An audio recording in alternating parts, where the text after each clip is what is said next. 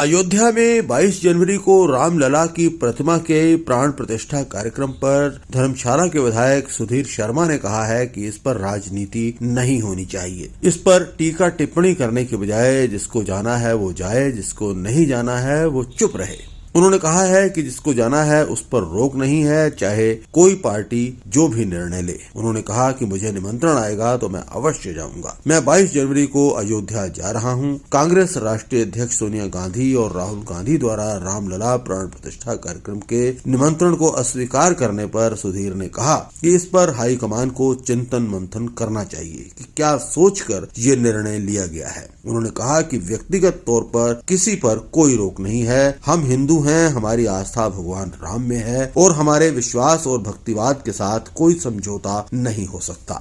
देखिए, मेरा ये मानना है कि इसके ऊपर राजनीति नहीं होनी चाहिए। लगभग 550 वर्षों के बाद ये दिन आया है। इसके ऊपर टीका टिप्पणी करने के बजाय जिसको नहीं जाना है ना जाए, चुप रहे, और जिसको जाना है उसके ऊपर कोई रोक नहीं, चाहे वो कोई पार्टी कोई निर्णय ले। मुझे निमंत्रण आएगा, मैं अवश्य जाऊंगा। अब उसके ऊपर तो हाईकमान को चिंतन मंथन करना चाहिए कि ये क्या सोच के ऐसा निर्णय लिया, लेकिन व्यक्तिगत रूप में किसी के ऊपर कोई रोक नहीं।